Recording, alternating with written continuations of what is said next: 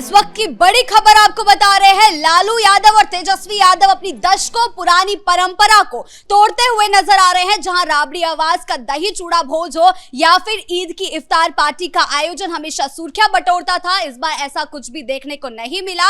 और ये कयास लगाए जा रहे हैं कि विधानसभा चुनाव का झटका हो या राज्यसभा चुनाव का झटका, जिसके चलते इस बार लालू यादव और लालू परिवार ने इफ्तार पार्टी का आयोजन नहीं किया। वहीं दूसरी ओर निशांत कुमार की एक्टिवनेस को लेकर बिहार की राजनीति में एक बार फिर चर्चा तेज हो गई है। जहां तेजस्वी के घर पे सन्नाटा है, वहीं निशांत कुमार लगातार सुर्खियों में बने हुए हैं। इस मामले में ज्यादा अपडेट के साथ मेरे साथ जुड़ रहे हैं मेरे सहयोगी नवेंदु जी। सर, सबसे पहले बात करते हैं ईद की इफ्तार पार्टी की। आखिर लालू आवास में इतना सन्नाटा क्यों है? देखिए, एक गाना है, क्या से क्या हो गया देखते देखते। जो लालू यादव, जो तेजस्वी यादव, राबड़ी देवी, जिनकी पहचान ही तुष्टीकरण की राजनीति पर पूरी तरह से टिकी हुई है, आज स्थिति ऐसी है कि पहली बार पिछले 20 साल में 10 सर्कुलर रोड पर इफ्तार पार्टी का आयोजन नहीं किया गया। इतना भयंकर सदमा लगा है लालू परिवार को बिहार की सियासत में कि अब उनकी हिम्मत ही नहीं हो रही है। उनको लग रहा है कि बहुत कर लिया तुष्टीकरण की राजनीति, बिहार की जनता ने हमें बहुत पीछे धकेल दिया है, अब कुछ डैमेज कंट्रोल करने की बारी है। लेकिन डैमेज कंट्रोल कौन कर रहे हैं? तेजस्वी यादव, लालू यादव क्या कर पा रहे हैं? तो इसका जवाब है नहीं। यहां पर खेल खेल गए हैं कौन? निशांत कुमार। नीतीश कुमार इफ्तार में शामिल नहीं हो रहे हैं। नीतीश कुमार गांधी मैदान में आज नहीं पहुंचे, लेकिन निशांत पहुंचे। निशांत ने टोपी पहना और बताया कि मैं सेकुलरिज्म के रास्ते पर आगे बढ़ता रहूंगा। मैं कट्टर हिंदूवादी नहीं हूं, बीजेपी के नेता होंगे, मैं सेकुलरिज्म की बात करने वाला हूं, ठीक उसी तरह जैसे मेरे पिता करते रहे। दूसरी तरफ लालू परिवार करे तो करे क्या? पूरा परिवार फंसा हुआ है।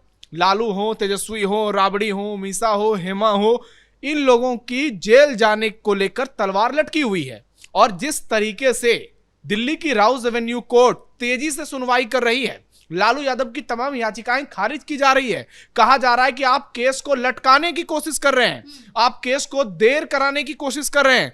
ऐसे में पूरा परिवार टेंशन में है और यहां टेंशन है कि जेल से कैसे बचें। इफ्तार बात की बात है, पहले अपनी राजनीति, पहले अपनी जिंदगी, फिर जनता। राजनीति का यही चरित्र है। और जो मुसलमान इनके लिए इतने डेडिकेटेड थे, आज वो सवाल पूछ रहे होंगे भाई कि लालू प्रसाद यादव आपने क्यों नहीं ऐसा किया। पिछले साल की तस्वीर देखिए, तजिया पर राबड़ी देवी पूजा कर रही थी क्योंकि चुनाव था, चुनाव हार गई। अब इनको लग रहा है कि अब कुछ होने वाला नहीं है 5 साल, अब जब अगले बार चुनाव आएगा तब इफ्तार पार्टी कर लेंगे। अभी तो 5 साल का वक्त बचा है, तब रोजा में मुसलमानों के घर चले जाएंगे, मुसलमानों को खुश करने की कोशिश करेंगे। लेकिन इस वक्त जब खुद परेशानी में घिरे हुए हैं, तब इनको मुसलमान भी नजर नहीं आ रहे हैं। और यही देश के मुसलमानों को समझना चाहिए, बिहार के मुसलमानों को समझना चाहिए कि उनको कैसे दशकों से ठगा जा रहा है, उनको बेवकूफ बनाया जा रहा है, उनको गुमराह किया जा रहा है। चाहे देश की कोई भी पार्टी हो, उस बात हिंदू की हो, मुसलमान की हो, ये सिर्फ और सिर्फ राजनीति की जाती है तमाम पार्टियों के द्वारा। वो सिर्फ और सिर्फ अपना वोट बैंक मजबूत करते हैं और जनता, चाहे हिंदू हो या मुसलमान, उसको हमेशा हाशिए पर रखा जाता है। किसी ने कल्पना की होगी कि लालू प्रसाद यादव अपने आवास पर इफ्तार पार्टी का आयोजन नहीं करेंगे? 10 सर्कुलर रोड जिसकी पहचान ही उसी से होती है। और दूसरी ओर निशांत को अभी राजनीति में आए 4 दिन नहीं हुए हैं। देखिए किस तरीके से लग रहा है कि बहुत ही ज्यादा सियासी धुरंधर है वो। सर, हिंदू त्योहार हो ना हो, लालू यादव, तेजस्वी यादव सभी का ट्वीट देखने को मिलता है। सबसे पहले ट्वीट सामने आ जाता है जैसे ही मुसलमानों का कोई त्योहार होता है, तजिया पर नमस्कार किया जाता है, तजिया को छुआ जाता है। लेकिन ऐसे में इस बार क्या एमवाई समीकरण को कोई बड़ा झटका लगा है? क्योंकि विधानसभा चुनाव में भी हमने देखा कई मुसलमान वोटर उनसे छटके हैं और राज्यसभा चुनाव में भी यही देखने को मिला कि एक आरजेडी का मुसलमान विधायक वहां पहुंचा ही नहीं। तो आखिर क्या हालात बने हुए हैं अभी? नहीं, देखिए, आरजेडी और महागठबंधन के साथ मुस्लिम और यादव इंटैक्ट है। अगर कोई बिहार की राजनीति में यह भूल कर रहा है कि मुसलमानों ने और यादवों ने एनडीए गठबंधन को वोट दे दिया, तो वो बहुत बड़े मुगालते में जी रहा है। यादवों का बहुत बड़ा तबका तेजस्वी यादव के साथ था, है और आगे लंबे समय तक रहेगा। हाँ, 100 में से अगर 5-10 ने बीजेपी को वोट कर दिया, जेडीयू को वोट कर दिया, तो बात अलग है। वैसे तो फिर ब्राह्मण जाति भी है, राजपूत जाति भी है, भूमियार भी है कि जो आरजेडी को वोट करते हैं। लेकिन बहुसंख्यक समाज तेजस्वी के साथ है, उसी तरह से मुसलमान तेजस्वी के साथ हैं।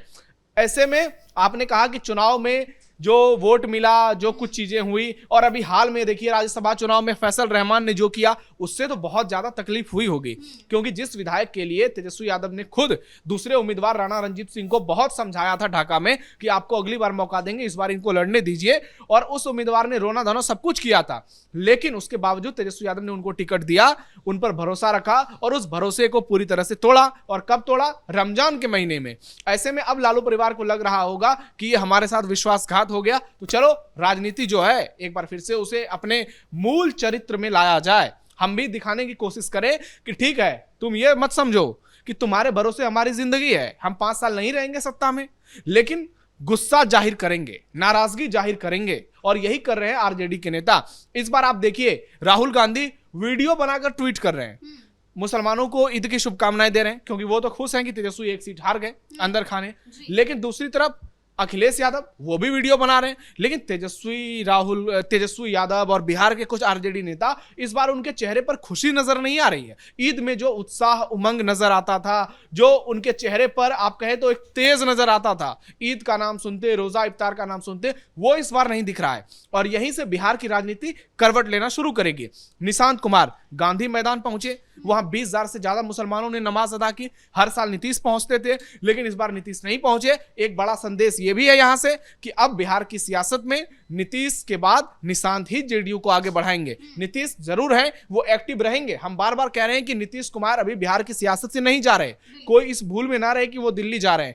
जब संसद सत्र चलेगा तभी वो दिल्ली में कुछ दिन रहेंगे, बाकी वो बिहार में रहेंगे, वो बीजेपी के सिर पर चढ़े रहेंगे और अपने हिसाब से कामकाज करवाते हैं। ऐसा तो खुद एनडीए नेताओं का भी कहना है कि जिस तरीके से नीतीश मॉडल चला है, वैसा ही चाहे कोई भी मुख्यमंत्री बन जाए, नीतीश के मॉडल पर ही वो काम करेगा। निश्चित तौर पर वो नीतीश के मॉडल पर काम करना पड़ेगा, क्योंकि मजबूरी है। आप देख लीजिए, 37 लोगों ने वोट किया ना महागठबंधन को राज्यसभा चुनाव में, और 85 एमएलए उनके हैं, और दोनों आंकड़े मिला देंगे तो 122 पहुंच जाता है। तो बीजेपी इस भूल में ना रहे कि नीतीश के बिना वो बिहार में 5 साल बेहतर तरीके से राज कर लेगी। हाँ, हालांकि बीजेपी के पास अभी पूरा तंत्र है, सारी सिस्टम है, सरकार है, तो ऐसे में बीजेपी मजबूत जरूर है। कभी भी 5-10 विधायक इधर उधर हो सकते हैं, कुछ भी गायब हो सकते हैं इसी तरीके से, तो ऐसे में बीजेपी मजबूत जरूर है। लेकिन नीतीश इतने कमजोर नहीं हुए हैं। बहुत सारे ऐसे विधायक हैं जो बीजेपी के कहने पर दल बदल कर सकते हैं, लेकिन अचानक से कुछ नहीं होगा। अचानक से इतना बड़ा उलटफेर हो गया बिहार में कि नीतीश कुमार राज्यसभा जा रहे हैं, बीजेपी का मुख्यमंत्री होने वाला है। तो ऐसे में इससे बहुत ज्यादा उलटफेर की संभावनाएं और नहीं बन रही हैं। अभी चीजें संतुलित रहेंगी, और निशांत कुमार जिस तरीके से राजनीतिक अपनी सक्रियता दिखा रहे हैं, उससे लग रहा है कि निशांत कुमार सीरियस पॉलिटिक्स करेंगे। ऐसा नहीं है कि वो आए हैं, दिन काटेंगे, घूमेंगे फिरेंगे, चले जाएंगे। तेजस्वी यादव को लेकर सवाल उठते हैं ना कि तेजस्वी यादव की सक्रियता लोगों के बीच कम है। हालांकि अभी 4 दिन में ही निशांत को लेकर कोई निर्णय नहीं कर लिया जाएगा कि वो सबसे बढ़िया है, सबसे खराब है। आने वाले कुछ समय में, कुछ महीनों में यह तय होगा कि निशांत कुमार राजनीति को कितना समझते हैं और राजनीति को उन्होंने कैसे अपने हिसाब से ढाला है। लेकिन एक मैसेज जरूर दिया है कि पिता के पद चिन्ह पर चलेंगे, सेकुलरिज्म की बात करेंगे, हिंदू मुसलमान दोनों को साधेंगे, और यही नीतीश कुमार की सबसे बड़ी ताकत रही है पिछले 20 साल की राजनीति में। और मुसलमानों का एक छोटा तबका उनके साथ जुड़ा रहा है, उनको वोट देता रहा है। हो सकता है नीतीश ने निशांत को ये सारी चीजें सिखाई हो, ये बताया हो, उनके इशारे पर निशांत ये सब कर रहे हैं। लेकिन निशांत जितना मजबूत होंगे, तेजस्वी उतने कमजोर होंगे। दिक्कत यह है कि फिर बिहार के लोगों में निशांत वर्सेस तेजस्वी वाला ख्याल आएगा। सर, लालू के नक्शो कदम पर तो तेजस्वी यादव भी चले हैं, लेकिन वो जो MY समीकरण लालू ने हमेशा से बांध के रखा, वो तेजस्वी नहीं संभाल पाए। वहीं दूसरी ओर अब निशांत नीतीश के नक्शो कदम पर चल रहे हैं, क्या वो अपने पिता की विरासत संभाल पाएंगे? देखिए, विरासत संभाल पाएंगे या नहीं, ये तो वक्त बताएगा। और हालांकि इसका दूसरा भी पहलू है कि निशांत को जो राजनीति में लाया गया है, वो नीतीश कुमार की इच्छा नहीं थी, वो मजबूरी थी। तो ऐसे में अब आगे चलकर यह देखना होगा कि बिहार की राजनीति कैसे चलती है। अब इस नए सीएम का ऐलान होगा, उसके बाद नई सरकार में निशांत की क्या भूमिका होगी, क्या वो डिप्टी सीएम होंगे, और बहुत सारी जगह तो चर्चा चल रही है कि उनको सीएम बनाया जाएगा, जो कि मुझे लगता है कि ऐसा नहीं होगा। लेकिन आगे चलकर निशांत की राजनीति कैसी होती है, राजनीति में उनकी भूमिका कैसी होती है, इन सब चीजों पे बहुत सारी बातें निर्भर करेगी। निशांत अपने आप को कैसे साबित करते हैं, कितना साबित करते हैं, यह बताएगा कि निशांत कुमार का भविष्य क्या होगा। ऐसे सिर्फ मीडिया के कैमरों के सामने छाना, लोगों से मिलना, सिर्फ इससे राजनीति नहीं चलती है। आपके भीतर राजनीति का कितना जज्बा है, कितना जुनून है, राजनीति की बारीकियों को आप कितने बेहतर तरीके से समझते हैं, इन सब चीजों की परीक्षा होगी। और निशांत के हाथ में जब कमान जाएगी, वो चीजों को कैसे हैंडल करेंगे, तब ये देखने को मिलेगा। तेजस्वी यादव कई बार बैकफुट पर जरूर गए हैं, लेकिन उन्होंने ये भी साबित कर दिया है कि बिहार के विपक्ष में सबसे मजबूत कोई चेहरा है तो वो तेजस्वी का ही चेहरा है। आज भी महागठबंधन के सबसे बड़े कोई नेता हैं तो वो तेजस्वी यादव ही है। भले राहुल गांधी माने या ना माने, तेजस्वी का समय बर्बाद कर दें, लेकिन यह सही है कि तेजस्वी यादव आज भी बिहार की राजनीति के विपक्षी खेमे में सबसे बड़े चेहरे हैं। और जब भी सत्ता पक्ष बना विपक्ष की बात होगी तो तेजस्वी यादव के नाम की चर्चा होगी। लेकिन अब निशांत कुमार के उभरने से बिहार की राजनीति थोड़ी मुड़ेगी और एक बार फिर से मुसलमानों का थोड़ा झुकाव नीतीश कुमार की ओर हो सकता है, जैसे कि ये तस्वीरें देखने को मिल रही है। आप देखिए, निशांत टोपी पहने हुए हैं, चादर ओढ़े हुए हैं और मुसलमानों से घिरे हुए हैं। ये वोट बैंक में कितना बदलेगा ये वक्त बताएगा। ये इस बात पर तय करेगा कि बीजेपी की राजनीति कैसी होगी। अगर बीजेपी का सीएम बनेगा, क्या वो पूरी तरह से हिंदुत्व विचारधारा पर चलेगा, क्या योगी मॉडल के तहत काम होगा, तो आगे चलकर बहुत सारे बदलाव होंगे। लेकिन फिलहाल इतना तो तय है कि तेजस्वी यादव के आवास पर सन्नाटा पसरा है, लालू के आवास पर सन्नाटा है। कहें तो मातम का भी माहौल है इस वक्त। मातम कहने का मतलब यह है कि पूरा परिवार टेंशन में है, तनाव में है और उनको रेलवे में नौकरी के बदले जमीन घोटाले को लेकर वो परेशान है। उनको लग रहा है कि कोर्ट का फैसला अगर उनके खिलाफ पूरी तरह से चला गया तो उनकी ना सिर्फ जिंदगी बर्बाद होगी बल्कि आरजेडी भी पूरी तरह से खत्म हो सकता है। इसलिए आरजेडी के खेमे में इस बार ईद के दौरान नाराजगी नजर आ रही है। ईद के दौरान सन्नाटा पसरा है, भले वो जाहिर नहीं हो रहा है लेकिन तस्वीरें बहुत कुछ कह रही हैं। जी, बहुत बहुत धन्यवाद आपके इन तमाम जानकारियों के लिए। तो कुल मिलाकर बिहार की राजनीति हर दिन एक नए सियासी रंग लेती है। इस बार ईद के मौके पर जहां एक तरफ निशांत की एक्टिवनेस देखी जा रही है, वहीं दूसरी तरफ तेजस्वी और लालू परिवार में सन्नाटे का माहौल छाया हुआ है। ब्रेकिंग न्यूज में फिलहाल मेरे साथ इतना ही। कैमरा पर्सन राजकुमार के साथ मैं शिवानी रतूड़ी, कैपिटल टीवी बिहार।